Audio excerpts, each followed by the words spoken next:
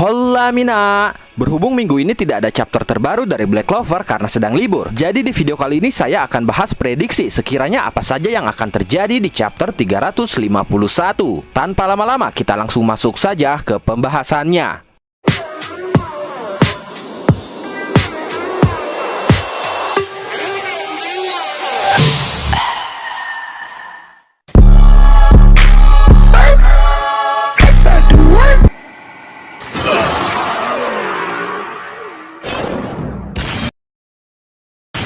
Chapter 351 ini akan menjanjikan hal menarik yang akan memulai babak selanjutnya dalam pertarungan Asta melawan Lucius. Karena di chapter sebelumnya, Sister Lily yang menjadi paladin atau utusan utama Lucius sekaligus halangan pertama Asta sudah berhasil Asta kalahkan dengan cukup mudah. Sister Lily memang tidak mati, tapi dia harus mengalami mati suri. Dia tidak akan sadar hingga Lucius berhasil dikalahkan. Di chapter kemarin, Asta sudah bertekad dan meminta Sister Lily untuk menunggu, karena dia akan mengalahkan Lucius dan menyelamatkan Sister Lily.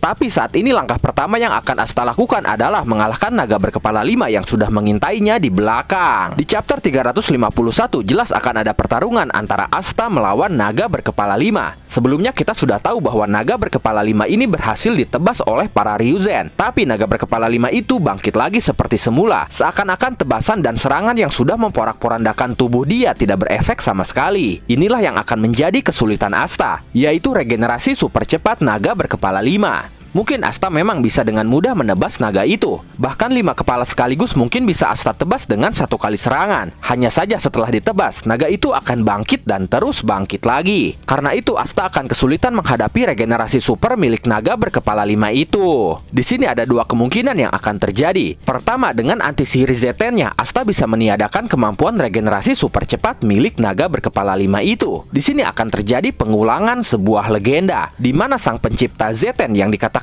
bisa membelah langit dengan tebasannya akan terulang oleh Asta. Zeten Asta ini akan merujuk kepada sang legenda itu, di mana Zeten-nya akan bisa membelah langit, lalu menebas naga berkepala 5 itu seketika tanpa bisa beregenerasi lagi. Sehingga mungkin di sini Asta tidak terlalu kesulitan menghadapinya. Atau kedua, anti sihir Zeten Asta pun tidak bisa mengatasi regenerasi super cepat itu, tapi Asta akan dibantu oleh Yosuga, atau mungkin lebih tepatnya oleh Fujio. Sihir Fujio sendiri adalah reinforcement magic, atau sihir penguatan, di mana dia bisa meningkatkan kemampuan rekannya menggunakan suara yang dihasilkan dari alat musik yang dia mainkan. Kita memang saat ini masih belum mengetahui cara kerja sihirnya secara detail, tapi bisa saja sihir Fujio adalah kunci untuk mengalahkan atau meniadakan regenerasi super cepat naga berkepala 5 itu. Bisa saja sihir Fujio memiliki 2 jenis kemampuan, yaitu bisa menguatkan dan juga melemahkan. Sehingga naga berkepala 5 itu akan dilemahkan oleh Fujio dan tidak bisa menggunakan regenerasi super cepatnya. Atau bisa juga dengan sihir penguatannya, Asta akan dibuat menjadi tak terkalahkan. Dia tidak akan mengalami kelelahan dan kehabisan energi berkat sihir penguatan Fujio. Sehingga Asta bisa terus-menerus menebas naga berkepala 5 itu hingga naga itu tidak bisa atau tidak sempat untuk menggunakan regenerasi super cepatnya. Dan pada akhirnya naga berkepala 5 itu kalah. Sementara Yosuga sendiri di chapter 351 akan diperlihatkan melawan Hit. Di sini kita pun akan diungkap seperti apa sihir atau Yojutsu milik anggota Seven Ryuzen terkuat, yaitu Yosuga Mushogatake. Tapi kira-kira apa sihir dia? Saya mempunyai 2 pendapat di sini. Pertama, sepertinya Yosuga memiliki sihir yang sama dengan pemimpin elf, yaitu Lich dengan sihir pedangnya. Alasannya karena dia menyatakan bahwa pedang dia bisa menebas apapun yang ada di hadapannya. Kepercayaan dirinya terhadap pedangnya menjadikan bukti bahwa sihir dia kemungkinan berhubungan dengan pedang.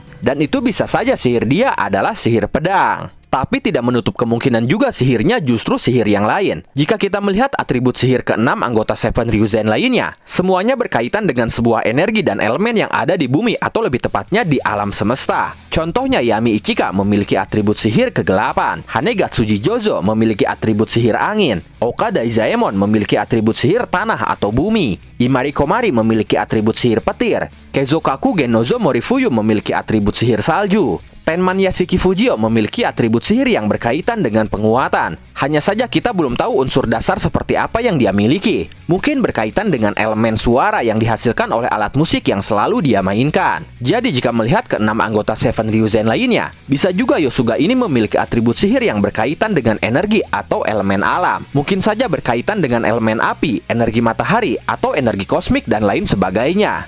Yosuga menyatakan bahwa dia merupakan anggota Seven Ryuzen terkuat. Itu artinya atribut sihir dia pun bisa saja merupakan atribut sihir terkuat dibandingkan ke-6 anggota Seven Ryuzen lainnya. Sementara itu elemen dan energi yang tadi saya sebutkan dikatakan sebagai energi atau elemen terkuat yang ada di alam semesta. Jadi bisa saja elemen atau energi itulah yang Yosuga miliki. Tapi ini baru sekedar prediksi. Kita tunggu saja kebenarannya di chapter 351. Selain tentang Yosuga, kemungkinan di chapter 351 nanti akan ada panel yang memperlihatkan Lucius. Lucius akan melihat kekalahan utusan dia, yaitu Paladin Lily. Dia akan mengetahui Asta yang menjadi cacat dalam rencananya masih hidup. Oleh karena itu, Lucius kemungkinan akan memperkenalkan Paladin baru lagi sebagai utusan utama menggantikan Paladin Lily. Bisa saja dia adalah Paladin Morgan, saudara kembar Nahato yang Lucius bangkitkan dari kematiannya. Morgan ini menjadi salah satu karakter yang banyak diprediksi akan muncul lagi. Karena seperti kebiasaan Yuki Tabata, dia selalu memberikan fake deaths atau kematian palsu dalam ceritanya. Contohnya Gajah, Yami, dan Nahato yang sudah menjadi donat, mereka bisa selamat dan hidup kembali. Loro Pechika pun yang sudah menjadi iblis bisa hidup kembali. Bahkan Julius yang sudah benar-benar dinyatakan mati, tiba-tiba muncul lagi. Dan contoh paling nyata adalah Hit yang sudah mati di chapter awal karena bunuh diri. Kini dia hidup lagi sebagai Paladin. Jadi Morgan pun kemungkinan besar akan muncul lagi. Dan ini jelas akan memberikan porsi cerita untuk Nahato. Karena kemunculan Morgan akan memberikan dampak emosi yang besar untuk Nahato, yang memang merasa bersalah akan kematian Morgan. Selain itu, kita akan melihat Lucius yang sudah semakin dekat menyelesaikan persiapannya untuk menjalankan rencana di hari penghakiman yang akan terjadi 3 hari lagi. Di sini tubuh Darkrai yaitu Zenon, Dante, dan Vanica akan diperlihatkan kembali. Yang awalnya mereka diperlihatkan masih sama seperti kondisi terakhir kali mereka mati, di mana saat itu tubuh Zenon terbelah, tubuh Dante yang tidak beraturan,